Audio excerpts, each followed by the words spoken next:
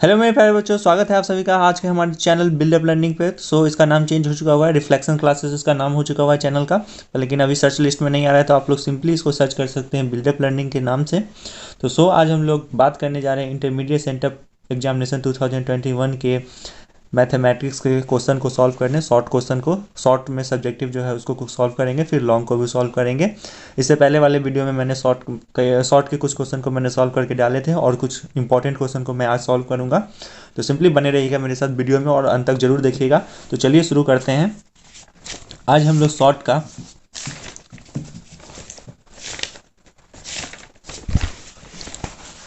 मैंने question number 1 पहले ही solve कर चुके हुए हैं पिछले वीडियो में, तो आज मैं क्वेश्चन नंबर 2 सॉल्व करूंगा।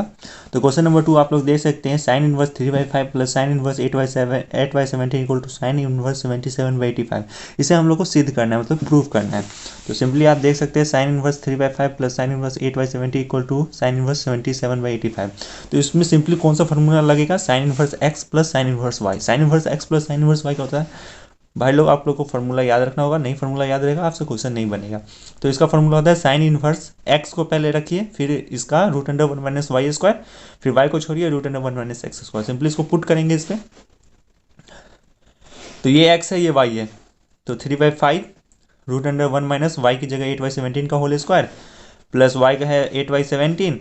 तो उसके बाद फिर यहाँ पे 1 माइनस 3/5 का होल स्क्वायर, 8 का होल स्क्वायर 64/289, 9/25। इसको सॉल्व करने पे तो इतना आएगा ही, पर लेकिन दिखा दीजिएगा तो ज़्यादा अच्छा रहेगा।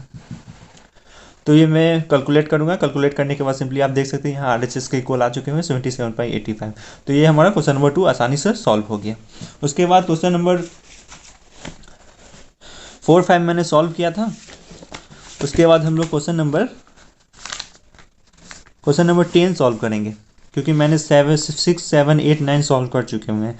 तो find the differential coefficient of cos inverse X square with respect to S. यहाँ पे विथ रिस्पेक्ट टू एक्स दे दिया, इसलिए हम लोग को एक बेनिफिट ये है कि इसका हम लोग डायरेक्ट डिफरेंशिएशन भी कर देंगे तो चलेगा। पर लेकिन अगर यहाँ पे विथ रिस्पेक्ट टू एक्स अगर नहीं रहता तब फिर कैसे करते हैं, इसलिए मैंने उस मेथड से बनाया हूँ। मैं इसको डायरेक्ट डिफरेंशिएट नहीं किया हूँ, उस मेथड से बना करके तब इसका आंसर लाया हूँ। अगर यहाँ पे एक्स नहीं रहता, अगर कुछ और रहता तो आप ये मेथड यूज कीजिएगा तो आंसर आ जाएगा। तो ये रहा question number 10, find the differential coefficient of cosec inverse X square with respect to X. तो सबसे पहले हम लोग मान लेते हैं u को कॉस इनवर्स एक्स स्क्वायर, और v को मान लेते हैं x। अगर v के यहाँ पे कुछ और रहता तो हम लोग v को वो मानते। उसके बाद फर्स्ट वाले को डिफरेंशिएट करेंगे तो इसका आ जाएगा कॉस इनवर्स एक्स स्क्वायर का पहले करेंगे, उसके बाद एक्स स्क्वायर का करेंगे। तो सिंपली इसका क्या आ जाएगा, कॉसेक इनवर्स एक्स स्क्वायर का करेंगे, उसके बाद एक्स स्क्वायर का करेंगे। तो सिंपली इसका क्या आ जाएगा, dy/dx हमारा आ जाएगा -1/√1 माइनस एक्स का पावर 4। क्योंकि कॉसेक इनवर्स एक्स का होता है -1/√1 माइनस एक्स स्क्वायर।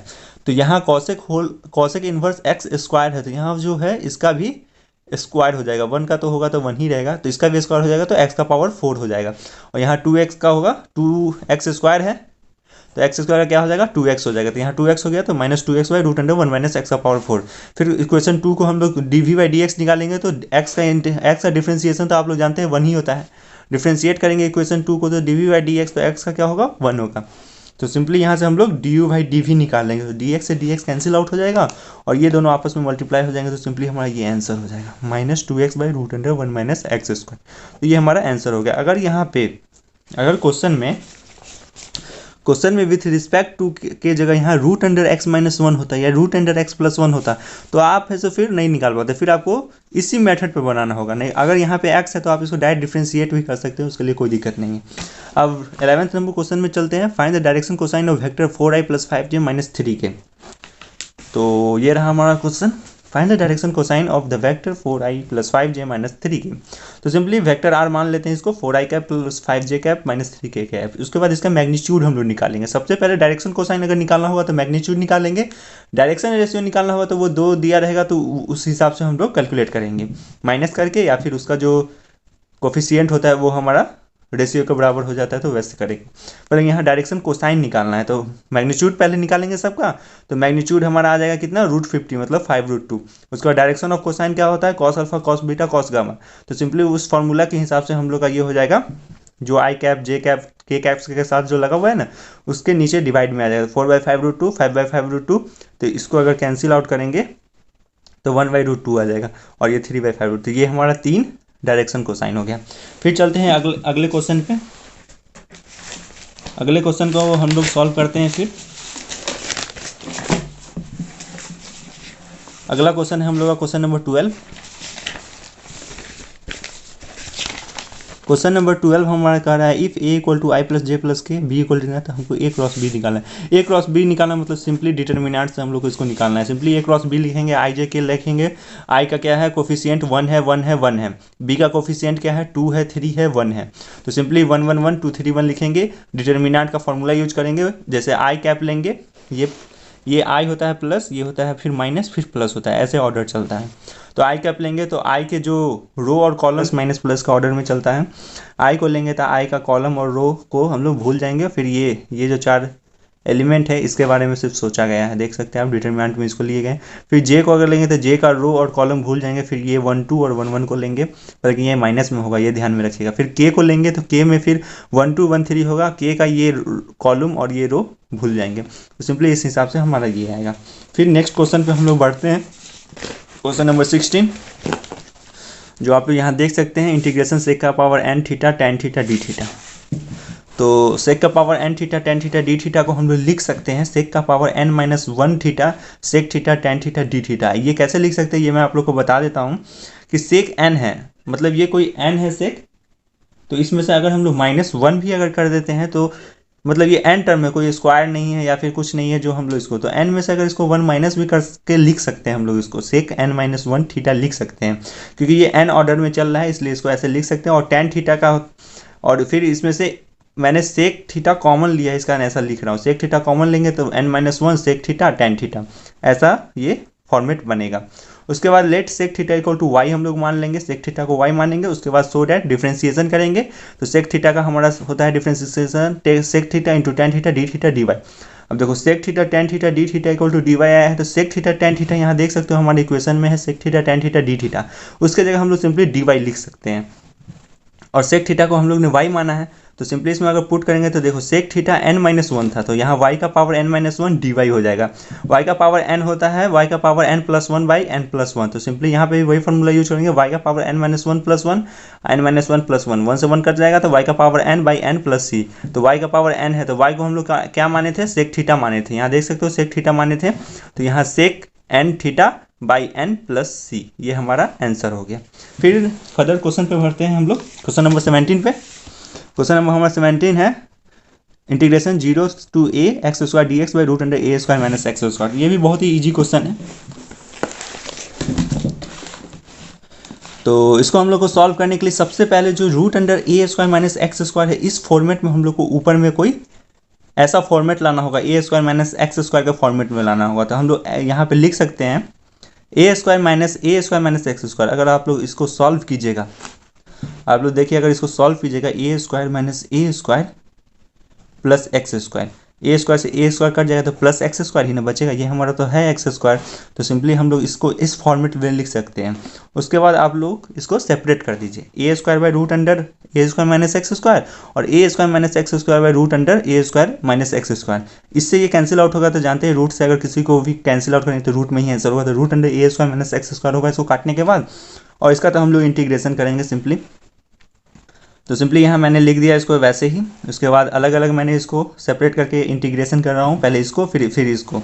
तो इसका जो इंटीग्रेशन होता है ये कांस्टेंट है, ये बाहर चला जाएगा, ए स्क्वायर मेरा बाहर चला गया, रूट अंडर ए स्क्वायर माइनस एक्स स्क्वायर का फॉर्मूला होता है sine inverse x by A plus C होता है, पर लेकिन यहाँ डिफिनिट है, डिफिनिट इंटीग्रेशन है इसलिए यहाँ पे सी नहीं लिखे हैं, इनडिफिनिट रहता तब सी लिखा था, भले यहाँ डिफिनिट है तो सीधा sine inverse x by a. और ये रूट अंडर ए स्क्वायर माइनस एक्स स्क्वायर का भी फॉर्मूला होता है x by two root under A square minus x square plus a square two sine inverse x by a. Simply अब इसमें value put करते जाएंगे, ए बाई ए पुट करेंगे, x की जगह ए पुट करेंगे, एक्स की जगह जीरो पुट करेंगे, जीरो पुट करेंगे तो जीरो ही हो जाएगा, ए पुट करेंगे तो साइन इनवर्स 1 होगा, साइन इनवर्स 1 का होता है पाई बाई 2, और यहाँ पे भी हम लोग सिंपली वैसे ही यहाँ जीरो हो जाएगा, यहाँ 1 होगा तो पाई बाई 2, यहाँ तो इसके सिंपली बाद यहाँ पे हम लोग माइनस करेंगे तो ये हमारा a2 पाई बाई 4 आ जाएगा। आप कैलकुलेशन कर लीजिए, कैलकुलेशन बहुत ईजी है, ज़्यादा इसमें बताने की ज़रूरत नहीं है। चलते हैं फिर अदर क्वेश्चन, क्वेश्चन नंबर 18 पे।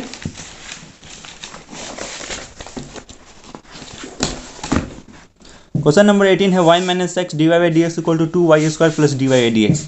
तो सिंपली इसको पहले ये क्वेश्चन मैंने लिखा है, सिंपली अब इसको dy और dx के टर्म में लाना है। तो y माइनस इसको सिंपली मैंने गुना कर दिया है और इस 2y² को है सो इधर भेज दिया है। तो y minus 2y² equal to x d y plus 2 d y by d x. Simply इसको कैलकुलेट करने के बाद हमारा 1/x प्लस 2 dx आता है, 1/y माइनस 2y² dy आता है। दोनों तरफ इंटीग्रेशन करेंगे, 1/x प्लस 2 का सिंपली log x प्लस 2 हो जाएगा, 1/y माइनस 2y²। अब यहाँ पे एक लोचा फंस जाता है। यहाँ पे है सो एक तरीका ये है कि हम लोग इसको स्क्वायर के फॉर्म में ला करके a माइनस बी के होल स्क्वायर के फॉर्म में ला करके भी सॉल्व कर सकते हैं, और नहीं तो पार्शियल फ्रैक्शन से भी सॉल्व कर सकते हैं। पर लेकिन आंसर आप लोग देख लीजिएगा एक बार कहीं से मिला करके। मैंने इसे पार्शियल फ्रैक्शन में सॉल्व करने की कोशिश की है, तो आप लोग एक बार देखो, अगर सही होगा तो ठीक, नहीं तो गलत होगा तो कमेंट करके ज़रूर बताना। तो ये हम लोग ने इसको a और इसको b, मतलब ये हो गया x और ये x माइनस a, जो x और x माइनस a वाला जो नहीं होता, x माइनस b वाला, x माइनस a और x माइनस b पे जो बनता है a by x minus a plus b by x minus b, उस हिसाब से मैंने इसको तोड़ा है। तो सबसे पहले इसको मैंने वी पुट इतना a by y plus b by 1 minus 2y, simply इसको कैलकुलेट किए हैं। फिर एट y इक्वल टू 0 डाले हैं तो a का मान 1 आया है, और एट y इक्वल टू 1/2 डालेंगे, एट y इक्वल टू 1/2 डालेंगे तो b का मान भी 2 आ जाएगा। आप लोग यहाँ सिंपली फर्दर देख सकते हैं, एट y इक्वल टू 1/2 डाले हैं तो b का मान 2 आ गया। फिर फ्रॉम इक्वेशन 2 में हम लोग इसको पुट किए हैं। पुट करने के बाद इंटीग्रेशन 1/2 है, तो यहाँ पे पुट करने के बाद log y minus log 1 minus 2y plus c आया है। अब देखो 2y 1 माइनस 2y को कैसे सॉल्व किए हैं, तो इसको सॉल्व करने के लिए 2 माइनस 1/2y का इंटीग्रेशन कैसे मैंने सॉल्व किया है, तो सिंपली आप लोग यहाँ देख सकते हैं, let 1 minus 2y equal to x माना है मैंने, तो so that -2 into d y equal to d x हो जाएगा। तो यहाँ पे सिंपली -1 बाहर आ जाएगा, 2 डी वाई की जगह हम लोग डी एक्स पुट करेंगे और नीचे एक्स पुट करेंगे, तो 1/x D x log x हो जाएगा, लॉग एक्स की जगह लॉग 1 माइनस 2y, और ये माइनस बाहर किए थे तो माइनस हो जाएगा प्लस सी। सिंपली अब पुट इक्वेशन 2 इन इक्वेशन 1 में पुट कर देंगे। तो पहले से ही log x प्लस 2 मैंने लाया था, यहाँ पे log y माइनस, जब माइनस रहता है तो डिवाइड का केस पैदा होता है, तो डिवाइड का केस जब आएगा तो log y by 1 minus 2y हो जाएगा प्लस सी को log c भी हम लोग लिख सकते हैं, पर लेकिन अभी मैंने नहीं लिखा है। उसके बाद यहाँ देख सकते हैं log x प्लस 2, इसको इधर ले आए तो माइनस में आ गया, माइनस में जब ही आएगा तो डिवाइड होगा, तो log x plus 2 multiply 1 minus 2y by y, क्योंकि डिवाइड होगा तो ये ऊपर चला जाएगा और y है सो नीचे आ जाएगा, इक्वल टू यहाँ पे मैंने log c, अगर आप ऊपर से ही आप लोग log c लिखिएगा, यहाँ पे मैंने log c लिखा। उसके बाद यहाँ से log से log कैंसिल आउट हो गया, तो x plus 2 1 minus 2y by y equal to log, नहीं log कैंसिल आउट हो जाएगा, log को काटेंगे नहीं, काट के नहीं दिखाएंगे log को, यहाँ log नहीं होगा, यहाँ डायरेक्ट c होगा, यहाँ आप लोग log c लिख लीजिएगा, समझे। ये हो गया हमारा क्वेश्चन नंबर 18। आप लोग एक बार इसको जरूर देखिएगा, कमेंट में बताइएगा कि ये सही है कि गलत है। फिर फर्दर क्वेश्चन पे हम लोग बढ़ते हैं। फर्दर क्वेश्चन हमारा हो गया 29 नंबर क्वेश्चन। मैंने इंटीग्रेशन के क्वेश्चन खास करके बनाया है क्योंकि इससे ज़्यादा क्वेश्चन रहते हैं, अगर आप इसको बस सिर्फ बना लीजिएगा तो आपको कोई और क्वेश्चन बनाने की जरूरत नहीं है। तो सिंपली 29 नंबर क्वेश्चन सॉल्व करेंगे, x square d y by d x plus y equal to 1। आप लोग यहाँ 29 नंबर क्वेश्चन देख सकते हैं, x square d y d x plus y equal to 1। Simply हम लोग इसको वही डी वाई की तरफ डी वाई को ले जाएंगे, डी एक्स की तरफ डी वाई को, डी एक्स की तरफ एक्स को, डी वाई की तरफ वाई को। सिंपली हम लोग देख सकते हैं डी वाई की तरफ 1 माइनस वाई को लाए हैं, डी एक्स की तरफ एक्स स्क्वायर को इंटीग्रेटिंग करेंगे, इंटीग्रेशन करेंगे तो d y by 1 plus y, 1 minus y है ना, 1 माइनस वाई है तो 1 बाई एक्स का होता है लॉग एक्स, तो 1 माइनस वाई है तो लॉग वाई, इसको 1 माइनस वाई को आप एक्स मान लीजिए, तो 1 बाई एक्स तो लॉग 1 माइनस वाई, और एक्स स्क्वायर है तो एक्स स्क्वायर को ऊपर ले जाइए तो एक्स का पावर -2 प्लस 1, तो ये हमारा simply minus 1 by X plus C आ जाएगा। तो ये हमारा आंसर हो गया, इसको ये कुछ नहीं है, -1 बाई एक्स प्लस सी, ये हमारा आंसर हो गया। आप यहाँ लॉग सी लिख करके इसको इधर ले जाकर वैसे भी कर सकते हैं, भले उतना करने की जरूरत नहीं है। अब हम लोग लास्ट क्वेश्चन को सॉल्व करते हैं, क्वेश्चन नंबर 13 को, जो हमारा क्वेश्चन है cos theta minus sine theta का होल स्क्वायर। तो इसको सॉल्व करते हैं, और ये लिमिट दे दी है 0 से π/2, मतलब ये डिफिनिट इंटीग्रेशन है, इनडिफिनिट नहीं है। तो डिफिनिट इंटीग्रेशन सॉल्व करने के सबसे पहले हम लोग cos theta minus sine theta का होल स्क्वायर का फॉर्मूला यूज करेंगे, cos square theta plus a minus b का होल स्क्वायर का फॉर्मूला यूज करेंगे। तो cos square theta plus sine square theta minus 2 cos theta into sine theta D theta. तो cos square theta plus sine square theta हम लोग जानते हैं 1 होता है, और 2 cos theta into sine theta क्या होता है, sine 2 theta. 2 cos theta into sine theta हमारा आता है साइन 2 थीटा। तो साइन 2 थीटा होता है तो 1 माइनस साइन 2 थीटा हो गया। तो सिंपली हम लोग इसको सेपरेट करके इंटीग्रेशन करेंगे, जैसे सेपरेट करके इंटीग्रेशन करेंगे तो आप लोग देख सकते हैं थीटा, तो यहाँ थीटा लिखे हैं, 0 नहीं समझ लीजिएगा, यहाँ थीटा है, यहाँ थीटा है 0 से π/2, और फिर है साइन 2 थीटा है तो कॉस 2 थीटा है 0 से पाई बाई 2। तो सिंपली हम लोग कॉस 2 थीटा बाई 2 होता है, साइन 2 थीटा का इंटीग्रेशन करेंगे तो कॉस 2 थीटा बाई 2 होता है माइनस में, तो माइनस माइनस यहाँ प्लस हो गया और 1/2 मैंने बाहर ले लिया, कॉस 2 थीटा 0 से पाई बाई 2। अब सिंपली वैल्यू पुट करेंगे थीटा की जगह पे, तो आप लोग देख सकते हैं थीटा की जगह पे वैल्यू पुट करने के बाद pi by 2 minus 0 1/2 cos 2 into pi by 2 minus cos 0। तो कॉस पाई का मान भी -1 होता है, कॉस 0 का भी मान 1 होता है, तो -1 तो -2 हो गया, 2 से 2 कैंसिल आउट हो गया तो -1 बचा, तो पाई बाई 2 -1 इसका आंसर हो गया। तो यहीं तक ये क्वेश्चन रहा। फर्दर क्वेश्चन हम लोग लॉन्ग आंसर क्वेश्चन भी सॉल्व करेंगे जल्दी, उसमें का इंटीग्रेशन, डिटर्मिनेंट और डिफरेंशिएशन, वेक्टर सब क्वेश्चन हम लोग सॉल्व करेंगे। अगर आपको वीडियो अच्छी लगी हो तो कृपया लाइक शेयर सब्सक्राइब जरूर कीजिएगा। मिलते हैं फिर अगले वीडियो में, तब तक के लिए जय हिंद।